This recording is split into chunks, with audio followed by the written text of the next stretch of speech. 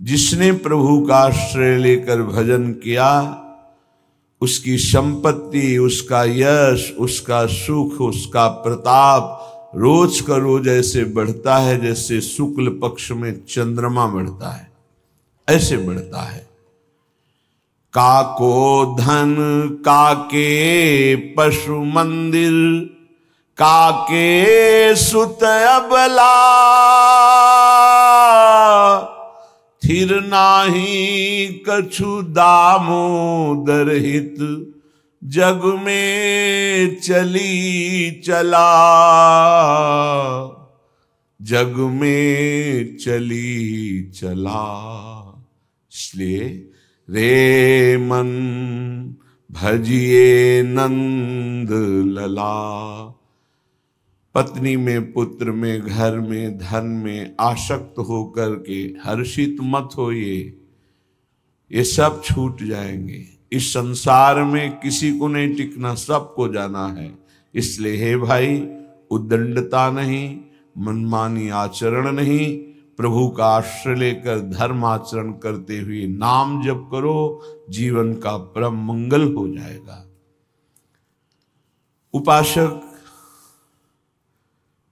अपने इंद्रिय मन को किसी भी उत्सव का निमित्त बनाकर, किसी आनंद में प्रफुल्लित होकर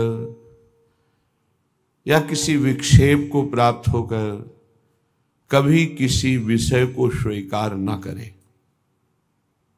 बहुत ध्यान से सुनना, एक दिन की छूट तुम्हारे जीवन भर के लिए वो संस्कार रूप में फांसी बन जाएगी। ऐसी जगह आपको फंसा देगी, निकलना मुश्किल हो जाएगा।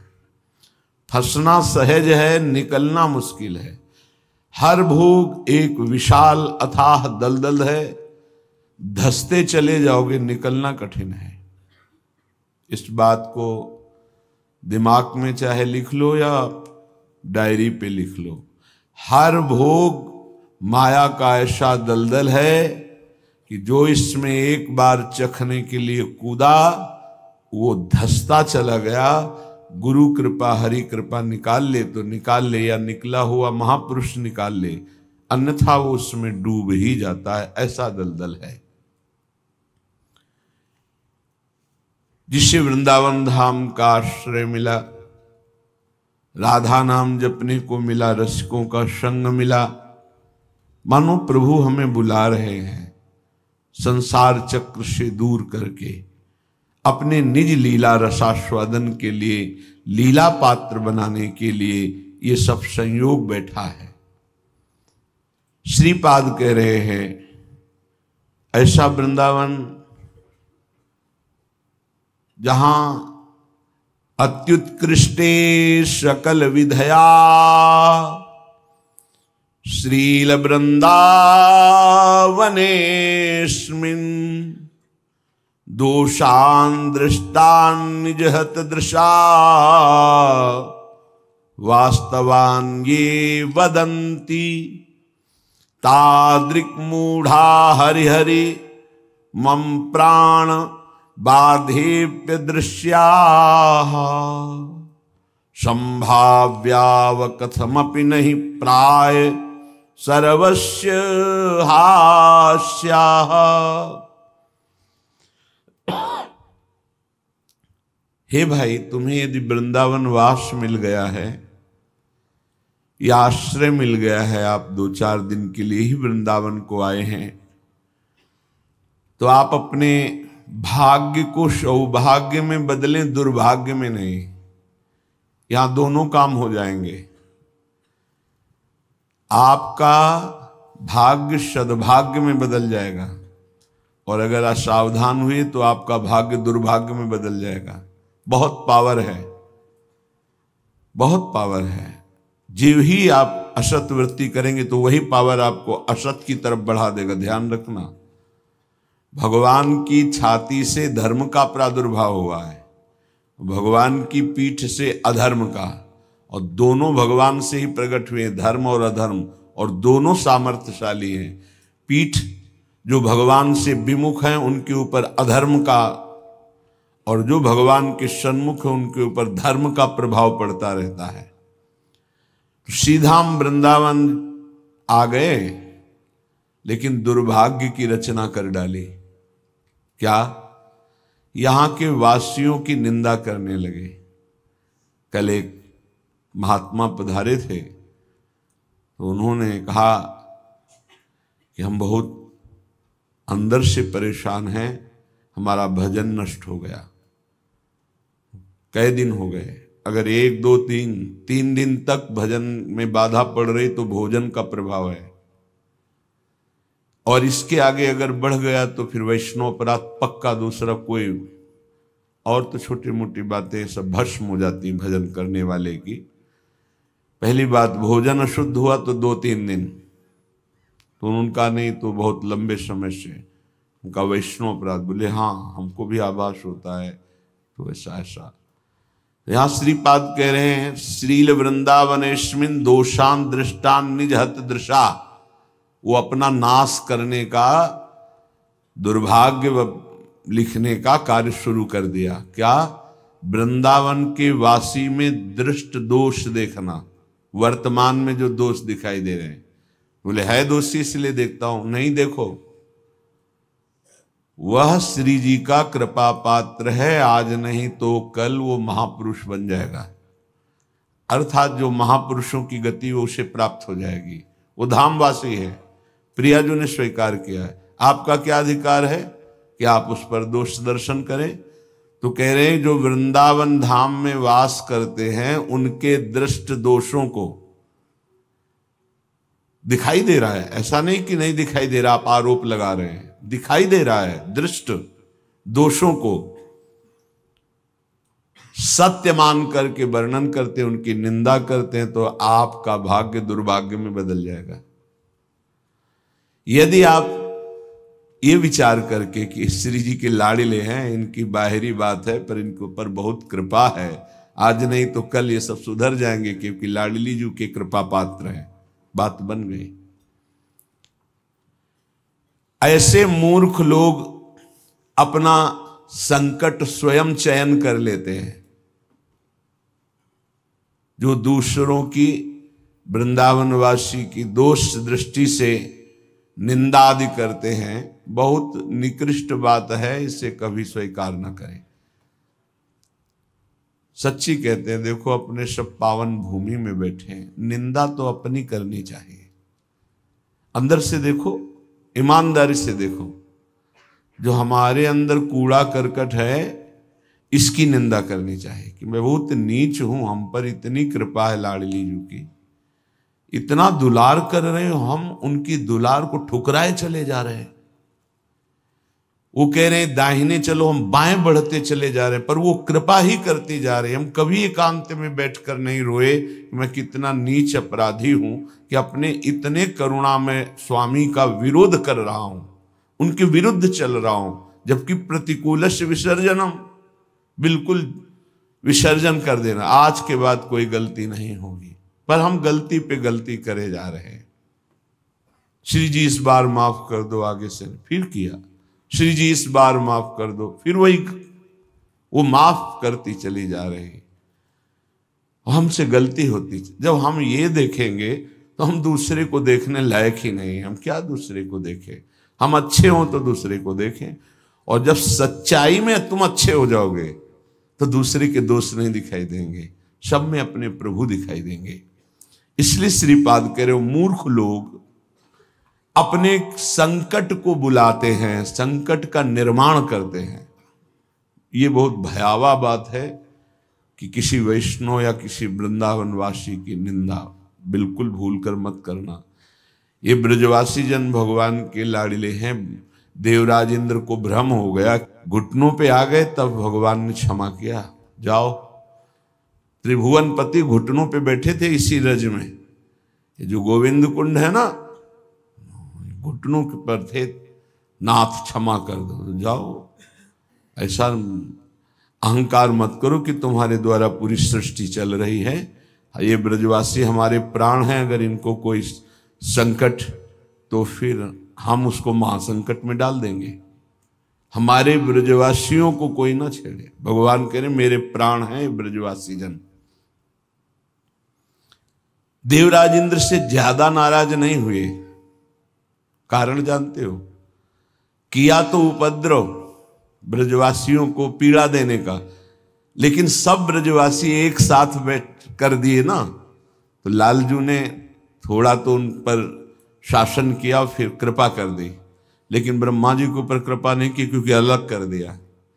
ये उपद्रव किए पर सबको इकट्ठा कर दिया, इसलिए ज्यादा इनको पढ़ के देख लेना, ज्यादा नहीं, बस इतना कहा तुम देवराज हो, सतोगुणी हो, अहंकार मत किया करो। लेकिन ब्रह्मा जी तो कांप के चले ही गए, भगवान मुस्कुराए नहीं। क्यों? ब्रजवासियों को अलग कर दिया। तुम ब्रह्मलोक में मायामयी सैया पे सुला दिया, हमारे प्राण प्यारे ब्रजवासियों का अपराध करते हो। तो आज तक ब्रह्मा जी का प्रवेश नहीं ब्रज में, बात समझ लो। वो मूर्ख हैं जो वृंदावन या ब्रजवासी जो वास कर रहे हैं उनके प्रति दोष दृष्टि करें। 12 वर्ष में तो सिद्ध हो जाता है, 21 वर्ष में क्यों नहीं परिवर्तन हुआ?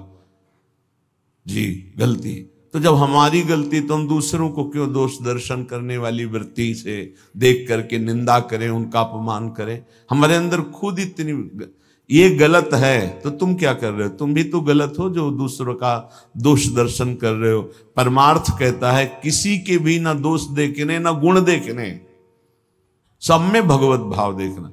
संसारी पुरुष क्रिया देखता है, परमार्थ का पथिक कारण देखता है। कारण श्री हरिवंश भनम, क्रिया नहीं देखता है। क्रिया देखने वाला संसारी होता है।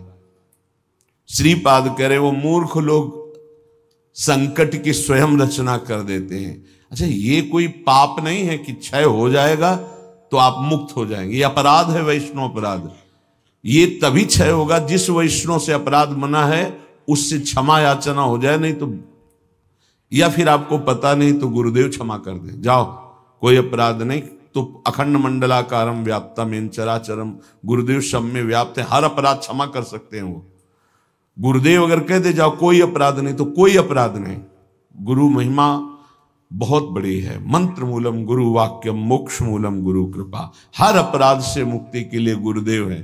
गुरुदेव मुझे पता नहीं क्या अपराध बन गया, लेकिन है कोई अपराध, क्षमा कर दो। उन्होंने कहा जाओ कोई अपराध नहीं, तो पूरी सृष्टि का अपराध क्षमा हो जाएगा। गुरुदेव में ऐसी सामर्थ्य, वो भगवान का साक्षात कृपा वपु हैं। कभी किसी को ऐसा महसूस हो तो अपने गुरुदेव भगवान से क्षमा मांग ले। अगर नहीं पता चलता कि किस वैष्णव का अपराध बना है तो गुरुदेव से क्षमा मांग ले।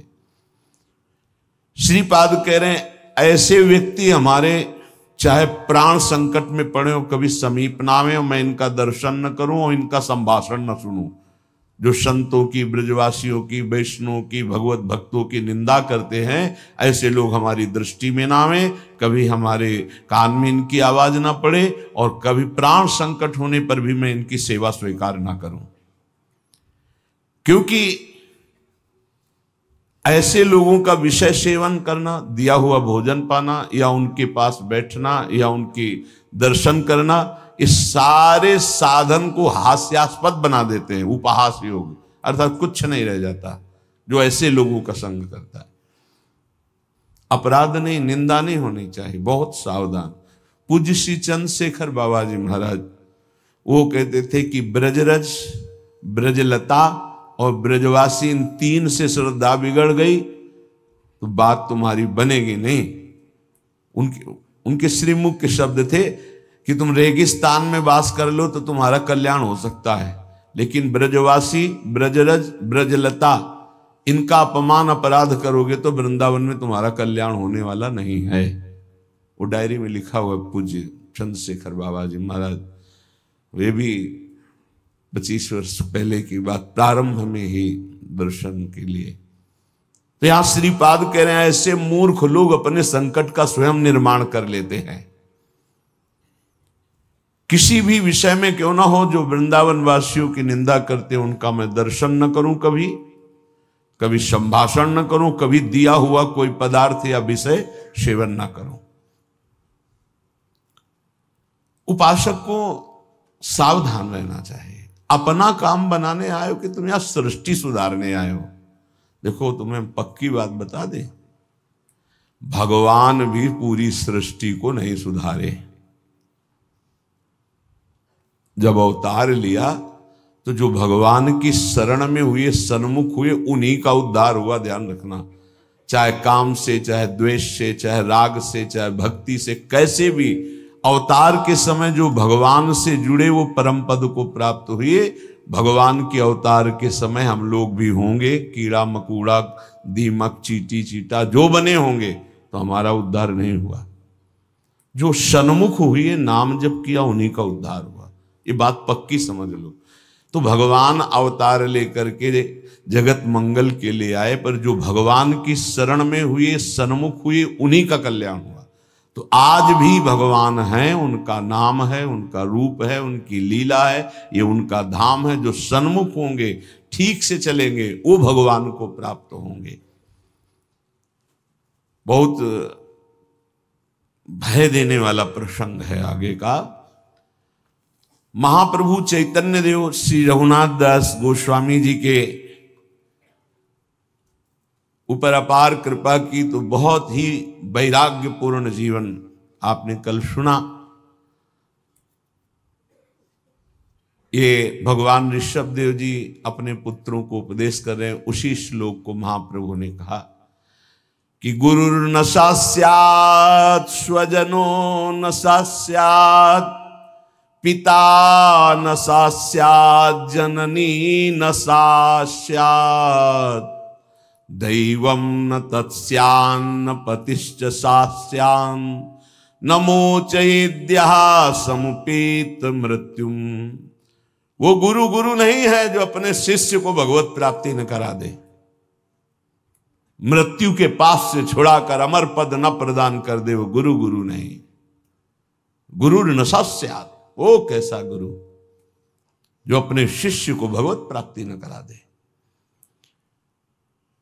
वो कुटुंबी स्वजन स्वजन नहीं है जो भगवान के भजन में ना लगा दे। अगर भगवान का भजन नहीं करने देता तो जाके प्रिय न राम वैदेही तजिए ताहि कोटि बैरी सम जद्यप परम स्नेही। वही कुटुंबी है जो भगवान के भजन में लगा दे। जो भगवान के भजन में विघ्न पैदा कर दे, भगवान में ना लगने दे, वो हमारा कुटुंबी नहीं, वो हमारा स्वजन नहीं, वो हमारा करोड़ों वैरियों के समान है। पिता न स्यात्, वो पिता पिता नहीं है जो मुझे भगवान के मार्ग में ना बढ़ाए, बढ़ने से रोक दे। वो पिता पिता नहीं। ये बड़ी उत्तम उपदेश वृत्ति भगवान वही पिता है जो अपने पुत्र को भगवत प्राप्ति करा दे। स्यात् जननी, वही मां है जो भगवान के चरणारविंद में अपने पुत्र की वृत्ति बढ़ावे। लेकिन आजकल तो माता पिता बालक को वही सिखाते हैं जिससे उदर भर जाए। 3 बातें, पेट भर जाए, अच्छे कपड़े पहन लो, खूब भोग भोगने को मिले, यही शिक्षा है। इतने केवल लक्ष्य है। कह रहे स्यात् जननी न स्यात्, वो पिता नहीं, वो माता नहीं जो भगवान की प्राप्ति कराने का उपदेश न करे, नाम जपने का उपदेश न करे, वो नहीं है माता पिता। दैवम न तत्स्यान्न, यद्यपि दैव बड़ा माना जाता है, पर वो दैव किस काम का जो हमें भगवान का भजन ना करने दे, विमुख कर दे। और सही बतावे, दैव कुछ है ही नहीं, हमारे कर्म ही हमारे दैव हैं। मानव जीवन मिला है इस दैव दैव वाली बात को व्यर्थ कर देने के लिए। भजन करो इतना डट के, हर प्रारब्ध क्षीण हो जाए, हर कर्म भस्म हो जाए। दैव दैव आलसी पुकारा, खूब नाम जप करो। कह रहे वो पाणी ग्रहण करने वाला पति पति नहीं है जो श्री कृष्ण की प्राप्ति करने में बाधा पहुंचा दे। जो श्री कृष्ण की प्राप्ति कराने का सहयोग दे वही पति है। जो संसार से मेरे को मुक्त करेगा वही गुरु, वही पिता, वही माता, वही भाई, वही स्वजन, वही पति, वही संबंधी, अन्यथा नहीं। बहुत हृदय संभाल करके अब सुनिएगा। निष्किंचनस्य भगवद भजनोन्मुखस्य पारं परम जिगमिशोर भवसागरस्य संदर्शनम विषयिणामथ योषितांच हा हंत हंत विषभक्षण मतोप्य साधु। ए साधु विरक्त, बहुत खेद और दुख की बात कि यदि संसार रूपी समुद्र से पार जाने के लिए तुमने विरक्त भेष ले लिया, वैराग्य भेष ले लिया और विषयी पुरुषों का संग करते हो और विषयी स्त्रियों का संग करते हो, तो इससे अच्छा है कि जहर खा के अपनी शरीर की वृत्ति पूरी कर देनी चाहिए। हा हंत हंत विष भक्षण तो साधो। दूसरा भाव कि इससे अच्छा तो जहर है कि बहुत से बहुत शरीर ही छूटेगा, लेकिन ये विषय तो अनेक जन्मों तक तुम्हें नरक पहुंचा देगा। सचमुच सचमुच भगवान की भक्ति निष्किंचन ज्ञाननिष्ठ वैराग्यनिष्ठ जो है वही पूर्ण रूप से कर पाते हैं। जब कोई भगवान के मार्ग में चलता है तो ये 3 खाइयां होती जहां उसको माया गिराती है। पहली खाई है कंचन, वित्त तृष्णा, रुपया पैसा का संग्रह करना। ये देखा है, समझ नहीं पाया जाता और धोखा हो जाता है। थोड़े थोड़े थोड़े थोड़े रुपया संचय करते हुए पधार गए, वो रुपए विषयी पुरुषों ने प्रयोग किए। बड़े बड़े चरित्र देखे हैं, स्वयं कभी खर्चा नहीं किया, संतों की सेवा में नहीं लगाया, समाज की सेवा में नहीं लगाया, बड़े बड़े बॉक्सों में बंद करके रख के और पधार कर चले गए। बाद में उनके परिवार के जनों ने अधिकार कर लिया। बहुत बड़ी गलती हुई। साधु को कभी भी अपने नाम पैसा नहीं रखना चाहिए, ये लिख लीजिए।